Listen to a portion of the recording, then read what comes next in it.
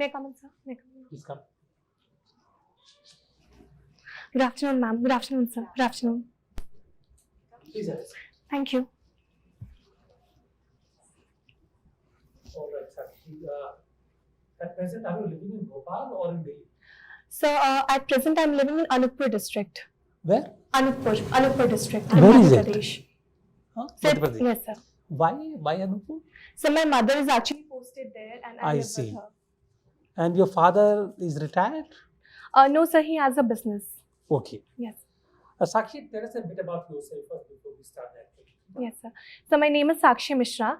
I belong to Shahdol town in Madhya Pradesh.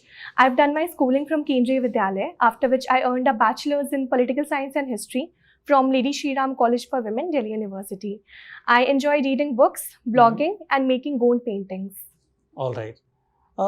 You come from Bhopal. You have lived in Bhopal. Yes, sir. There was recently a case in which the Supreme Court gave a decision on Bhopal. They pulled up the government on the payment of compensation to people. Can you give us the detail of that case, please? So actually, the origin of that case lay in the Bhopal gas tragedy, which happened in the 1980s. So initially, since the government was negotiating on behalf of all the victims from the Union Carbide, it took a certain amount of compensation, which was agreed as an out-of-court settlement.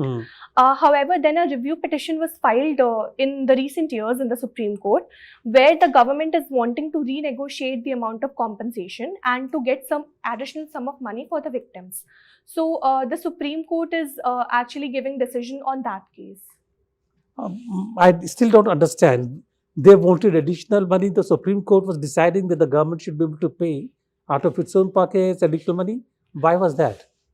So the Supreme Court was of the view that once already an out-of-court settlement had happened when the tragedy happened. So it was saying that the government cannot file the petition at any time and demand money. There's a proper procedure that has to be followed. So that's what the Supreme Court had said. And the case, I believe, is still going on. Yes. Something that still don't fully understand. Okay. You have taken up political science and international relations as an optional. Yes. And IFS is your first choice. Yes. Why? So actually, the foreign services.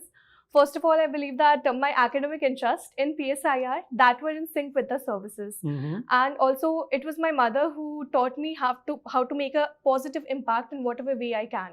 So I realized that since I already like PSIR, and the foreign services is one of the most impactful services when it comes to diplomacy and the domain of international relations. So I decided to join the foreign services. Have you thought about what does actually a foreign service officer do, whether in India or in the embassy abroad? So I believe that the primary role of an IFS officer is to represent India abroad in all the international arena, as well as to negotiate to further India's national interest.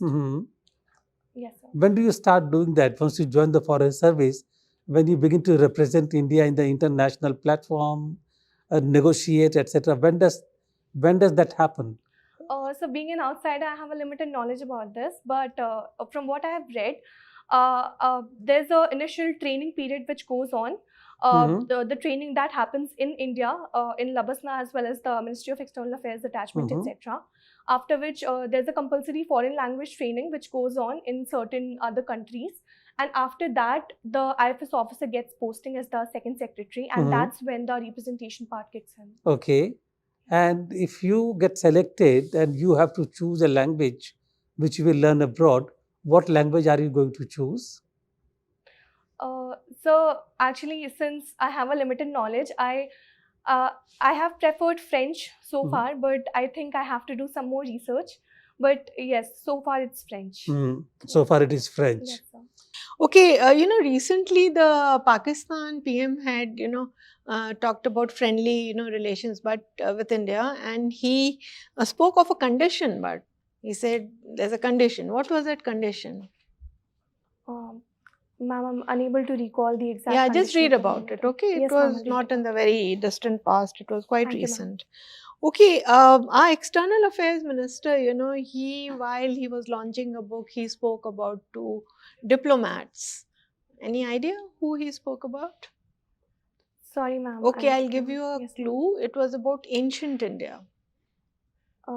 Ancient Indian diplomats, ma'am. I can think of Kautilya only at the moment. Okay, no, don't worry.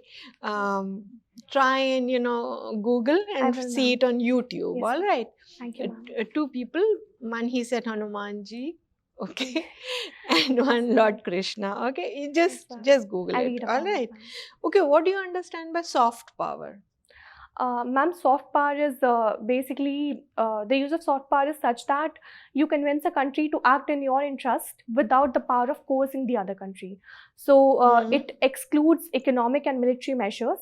It can include anything relating to the culture, the diaspora, or developmental Okay, can you aid. give an example of modern day what we can use, and ancient India what they used? Ma'am, yoga, that's India's soft power right now. One. Bollywood, sports, all of these Okay, are fair modern enough. day sport, Yeah, okay. soft powers. Okay. In the ancient time, I believe Buddhism, for instance, was India's soft power Okay. because there was a lot of exchange based on Buddhism between India, China, Mongolia, etc. Okay, so how far did we travel with the soft power? Ma'am, as far as I can recall, that Indian pilgrims traveled to Sri Lanka, China, etc., using Buddhism as a means. But that's all I can Even recall. Hinduism was taken to a lot of countries. Sir talked about maritime. Yes, ma'am. In certain countries like Cambodia. Who was the ancient Indian ruler who was a big maritime warrior? Ma'am, the Cholas were there, so Raja Chola was. Rajendra Chola. Rajendra Yeah, Chola. okay, okay. What is that belt? What are the minerals the belt is famous for? So the first is coal, then sand mineral is there, and also certain pockets have bauxite. Okay. And name of the famous coal fields out there? So it comes under the Southeastern Coalfields Limited, the Sohagpur area. So the Amlai coalfields lie in that area, as well as the Damini coal mines, coalfields are there. So. Okay. Kolba is how far away? So Korba, I've never been to Korba, but it's around 8 to 10 hours distance. It's a little away. 8 to 10 hours away. What was Gond earlier called? What is the meaning of Gond? So as far as I'm aware, this was just the name of a tribal group, and also it relates to the ancient in the continental drift theory. There was this era called the Gondwana land, which was the earlier supercontinent formed earlier, and from that a lot of continents have broken up. So that also has a correlation between the two. Does it mean Gond means green hill? So I'll have to read upon it. And Sir. I'll read upon it. what is the general theme of a Gond painting? So Gond paintings are mostly based around the local flora and fauna. So a lot of trees which are found, the tropical deciduous trees like sal, teak and shisham, they are mostly painted, as well as the local fauna including fish, cheetal, elephant, etc. And any gods? Yes, sir. Do they paint any gods also? No, sir. Primarily, it's about flora and fauna. But since Gonds are a tribal group, they also practice animism and Sabianism. So they worship trees and plants also. So that is one. Have you heard of Fulwari Devi? Fulwari Devi? No, sir. I'm sorry. They Gonds painted. And what are the pigments? What kind of pigments the original Gond paintings used?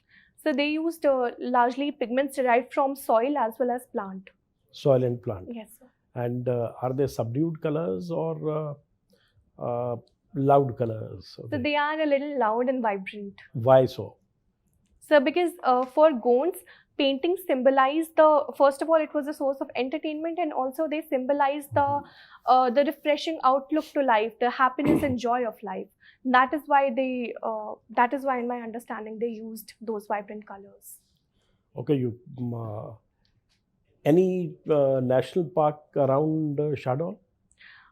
Yes, sir, the Bandhavgarh Tiger Reserve and National Park, that is there. Which district is that? So it's concentrated across the districts, so parts of Shahdol, Umaria, Satna and Siri districts. How many, is a national park or a tiger reserve? So it's both. It's both? Yes, sir. Okay, how many tiger reserves you have in Madhya Pradesh? So 6 tiger reserves are there. Can you name them? Sorry, sir, I wouldn't be able to name all of them. Okay. Yes. And why Kuno has been selected for cheetahs? So because Kuno offered a very congenial habitat or for the cheetahs to survive, the cheetahs, they can largely survive in the semi-arid tropical deciduous kind of habitat. Kuno offered that. And also two other things were there. It did not have it had a lot of prey that the cheetahs can prey upon. And also it did not have as much competition from other predators that other certain parks in MP had.